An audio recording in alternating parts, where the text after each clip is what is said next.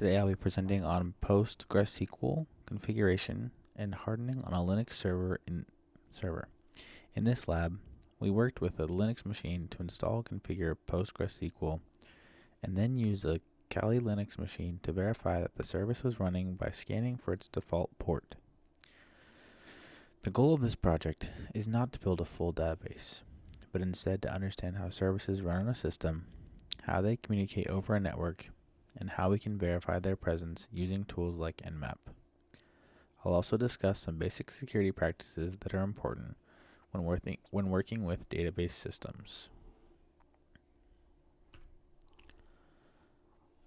This presentation will cover several key areas. First, I'll explain what PostgreSQL is and why databases are important in general. Then I'll go over how PostgreSQL communicates over the network using its default port. After that, I'll walk through how we installed and configured PostgreSQL on a Linux system. I'll also discuss common security risks and some important hardening techniques. Finally, I'll show how we validate our setup using Nmap and explain how this applies to real-world cybersecurity concepts.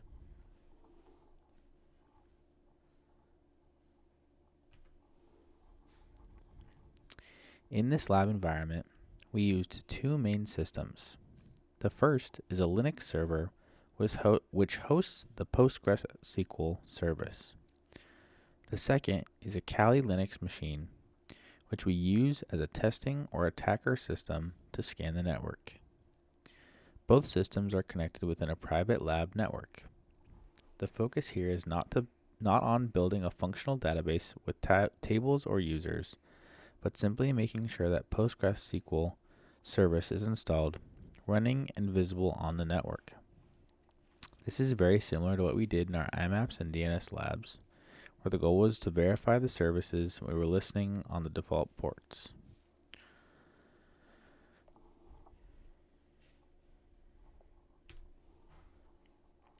PostgreSQL is an open source relational database management system, also known as a RDBMS.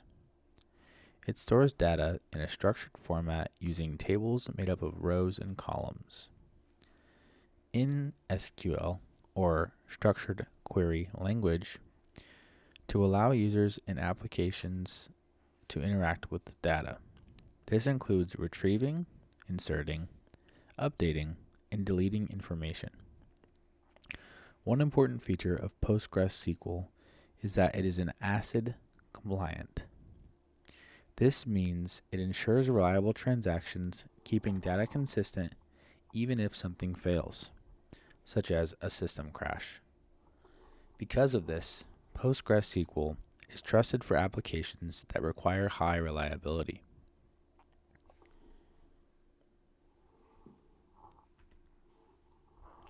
Why PostgreSQL matters. PostgreSQL is widely used in many real-world environments. It is commonly used as the back-end database for web applications, as well as in enterprise and financial systems. These systems often handle sensitive data such as usernames, passwords, and financial transactions. Because of this, database security becomes extremely important. PostgreSQL is known for being stable, reliable, and scalable, which makes it a popular alternative to other database systems like MySQL or Oracle. Its strong reputation is one reason it is widely adopted in both small and large organizations.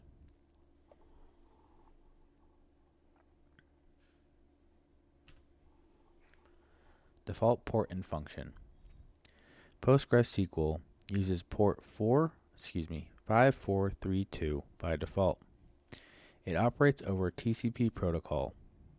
This port is responsible for handling incoming connections from clients such as applications or remote users. When an application needs to retrieve or store data, it connects to PostgreSQL through this port. If the port is open and accessible, the service can communicate over the network. In our lab, the main objective is to ensure that this port is open and listening so that it can be detected during an Nmap scan.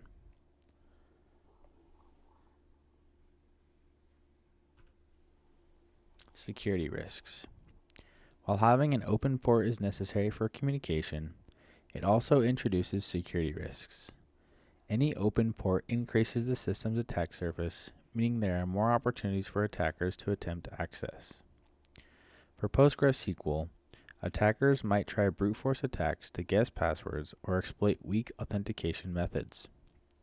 If the system is misconfigured, it might allow unauthorized users to connect. This could lead to serious consequences such as data breaches, data manipulation, or loss of sensitive information.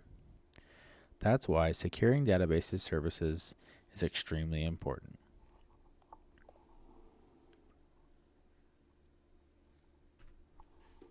PostgreSQL on Linux overview. On a Linux system, PostgreSQL runs as a background service, also known as a daemon. This means it operates continuously without direct user interaction. We manage this service using system control commands, which allow us to start, stop, and check the status of service. They are also important configuration files. The main one, PostgreSQL.conf, controls settings like which IP addresses the services listens on. Another file, pg_hba.conf, controls authentication rules and determines which users or systems are allowed to connect.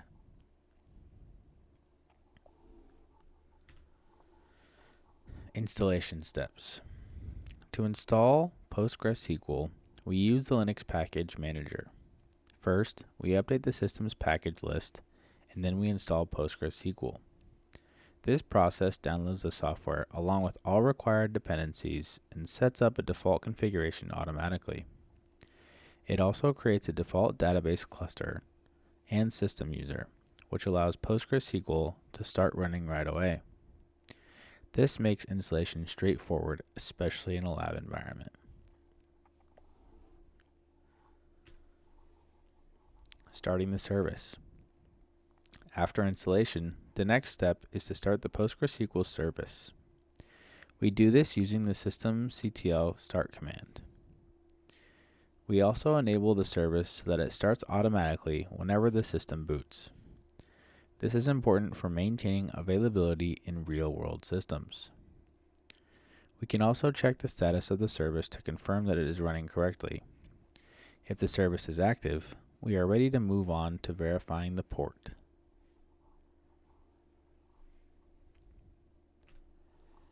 Verify port is listening. To confirm that PostgreSQL is running and listening on the correct port, we use the ss command. This command shows all active network connections and listening ports. By filtering port 5432, we can see whether PostgreSQL is actively listening. The output will show the protocol, the port number, and the process associated with it. If we see PostgreSQL listed, that means the service is correctly configured and ready for network scanning.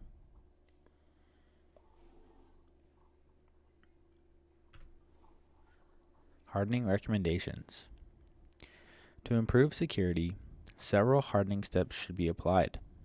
First, access should be restricted in the pghba.conf file so that only trusted IP addresses can connect. Second, if remote access is not needed, the service should only listen on local host. This prevents external connections entirely. Third, strong authentication methods like SCRAM should be used instead of weaker methods. Firewall rules should also be applied to limit access to port 5432. Finally, keeping the system updated ensures that known vulnerabilities are patched and reduces security risks.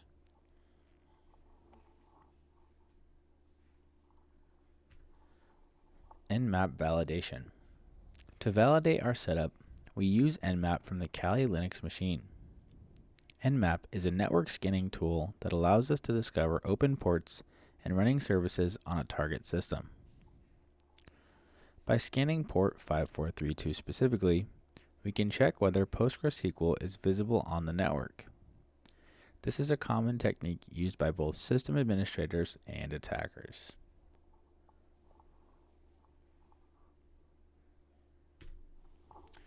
expected results. If everything is configured correctly, the Nmap scan will show port 5432 as open.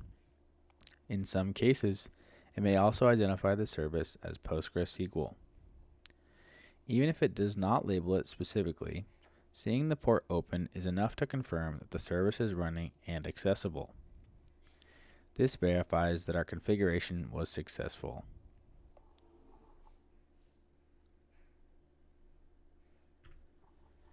How this applies to our lab.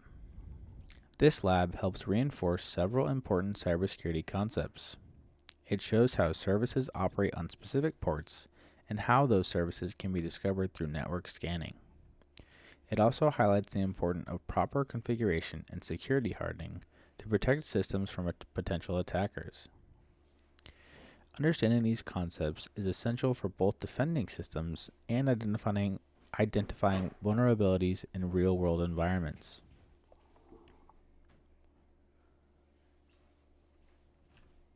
References and Works Cited page. The information used in this presentation comes from official PostgreSQL documentation, Nmap documentation, and security guidelines from NIST. These sources provide reliable information on how to configure, secure, and analyze database services in a professional environment. Thank you for watching.